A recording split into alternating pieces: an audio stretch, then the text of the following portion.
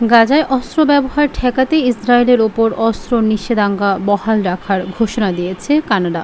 মূলত গাজা যুদ্ধে ব্যবহার হতে পারে এমন সব সামরিক পণ্য রপ্তানি বন্ধে কানাডা তার অবস্থান পুনরায় স্পষ্ট করেছে।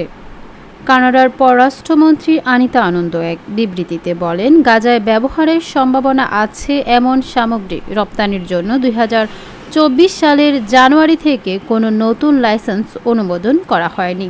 তিনি বলেন, গাজায় ব্যবহৃত হতে পারে এমন সামরিক পণ্যর লাইসেন্স আমরা 2024 সালের শুরুতেই স্থগিত করেছি এবং এখনও তা স্থগিতই রয়েছে।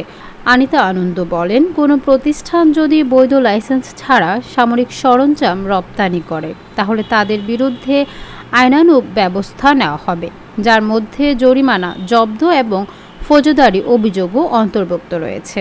আমরা কখনোই কানাডায় তৈরি অস্ত্রকে এই সংঘাতে ব্যবহৃত হতে দেব না।